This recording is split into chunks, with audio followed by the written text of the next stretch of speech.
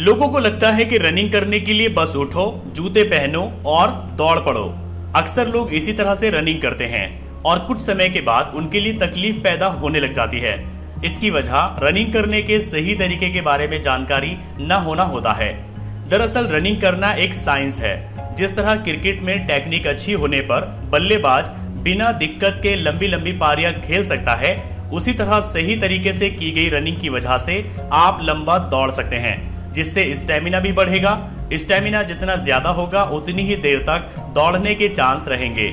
सो आज की इस वीडियो में मैं आपको रनिंग की टेक्निक और स्टेमिना बढ़ाने के बारे में बताऊंगा। तो चलिए शुरू करते हैं।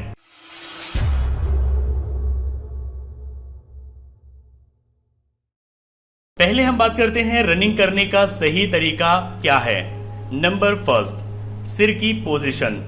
कुछ लोग होते हैं जो कि रनिंग करते हुए कभी नीचे देखते हैं, कभी ऊपर, तो कभी दाएं बाएं नजर घुमाते रहते हैं। ये रनिंग करने का बिल्कुल ही गलत तरीका है।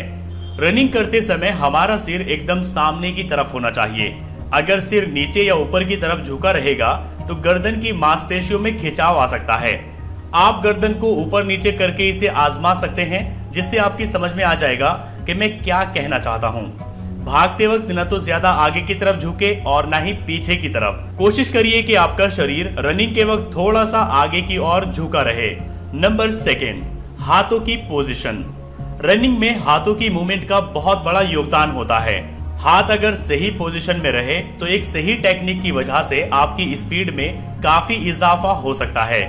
दौड़ते समय अपने हाथों को कंधे से 90 डिग्री के कोण यानी एंगल पर रखें। जब आप भाग रहे हो तो ध्यान दीजिए कि हाथ आगे पीछे जाते वक्त आपकी पसलियों और कोहनी के बीच में ज्यादा गैप ना बने।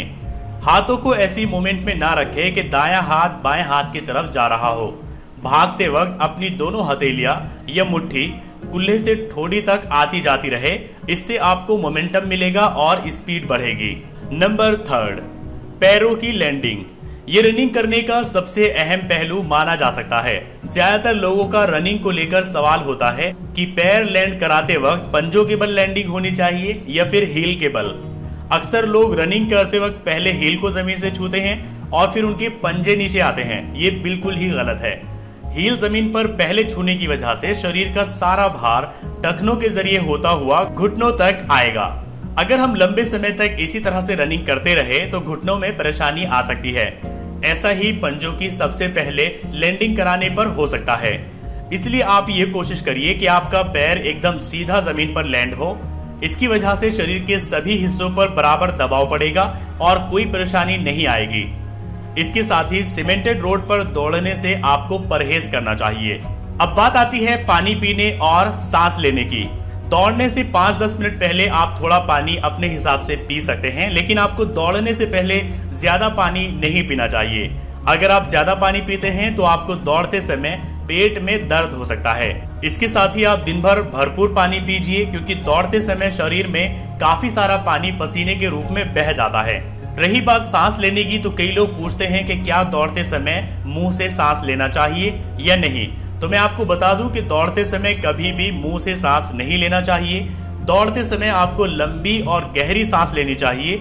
इससे आप जल्दी नहीं थकेंगे और आप लंबी दूरी तक तेज दौड़ पाएंगे और इससे आपका स्टेमिना भी बढ़ेगा। चलिए हम बात करते हैं रनिंग स्टेमिना बढ़ाने के बारे में। नंबर फर्स्ट, कंटिन्यूटी रखें। कोई भी चीज 2-4 दिनों तक करने से एकदम परफेक्ट नहीं हो जाती। किसी भी चीज में परफेक्शन हासिल करने के लिए उसे लंबे समय तक करना पड़ता है। यही बात रनिंग पर भी लागू होती है। अगर आप स्पीड स्टेमिना बढ़ाना चाहते हैं तो हफ्ते में कम से कम 5 दिन रनिंग जरूर करिए। इस वजह से शरीर की सभी मसल्स एक्टिव रहेगी। रोजाना रनिंग करने से पहले थोड़ी सी स्ट्रेचिंग करिए, ताकि भागने से पहले शरीर की सोई हुई मांसपेशियां पूरी तरह से खुल जाए। नंबर सेकेंड, हर दिन कुछ एक्स्ट्रा दौड़िए। मान लीजिए कि आप आज से ही रनिंग स्टार्ट कर रहे हैं, तो पहले करीब हफ्ते 10 दिन आप नॉर्मल दूरी को तय करिए, लेकिन जैसे जैसे आपका शरीर खुलता जाएगा रोजाना रनिंग में थोड़ा समय आप बढ़ाते जाइए। अगर आप शुरुआत में 10 मिनट रनिंग करते हैं तो आप कोशिश करिए कि हर दिन के साथ 1-8 मिनट का इजाफा करते रहिए। इससे यकीनन आपका स्टेमिना बढ़ेगा। नंबर थर्ड, पैदल चले। वॉक करने से भी स्टेमिना बढ़ाया जा सकता है। आपने लोगों को पार्कों में घूमते और टहलते देखा होगा। ज्यादातर लोग एक ही रफ्तार से चलते रहते हैं, लेकिन इससे शरीर को ज्यादा फायदा नहीं होता है। अगर शरीर पर इफेक्ट और स्टेमिना बढ़ते हुए देखना चाहते हैं तो हर चक्कर के साथ आप स्पीड को बढ़ाइए। मान लीजिए कि जिस पार्क में आप जा रहे हैं उसका एक राउंड आप 4 मिनट में पूरा करते हैं, तो अगले राउंड में आपकी कोशिश होनी चाहिए कि वही चक्कर आप 3 मिनट 55 सेकंड में पूरा करें। फिर अगले चक्कर में कुछ और सेकंड कम करिए। अगर आप रोजाना यही तरीका अपनाएंगे तो आपका स्टेमिना जरूर बढ़ेगा। नंबर 4, आराम और खाना। हफ्ते के 7 दिन रनिंग करना ठीक नहीं होता। शरीर को रिकवर होने के लिए समय देना चाहिए। 5 दिन भी रनिंग करना शरीर के लिए अच्छा रहेगा। रनिंग करते हुए आपके पूरे शरीर का वर्कआउट होता है और मसल्स को रिकवर करने के लिए अच्छे हेल्दी खाने की जरूरत भी होती है। इसलिए आप पौष्टिक खाना खाइए ताकि इससे आपके शरीर को फायदा पहुंचे। नंबर 5, अपनी लिमिट को पुश करिए। जब तक आप अपने कंफर्ट जोन से बाहर नहीं निकलेंगे तब तक मनचाहा रिजल्ट आप हासिल नहीं कर सकेंगे। नॉर्मल रनिंग के बाद कुछ 1000 मीटर के लिए तेज भागिए और जब तक भागिए जब तक कि सांस ऊपर न चढ़ जाए। खुद को आप जितना पुश करेंगे उतने ही अच्छे रिजल्ट्स आएंगे। इसके अलावा आपको संयम बना के रखना होगा। सो आई होप कि अब आप समझ गए होंगे कि रनिंग करने का सही तरीका क्या है और आप अपना रनिंग स्टेमिना कैसे बढ़ा सकते हैं। अगर आपको वीडियो पसंद आया है तो लाइक करिए, अपने फ्रेंड्स के साथ शेयर करिए और अगर आपके मन में कोई कंफ्यूजन है तो आप नीचे कमेंट करके पूछ सकते हैं।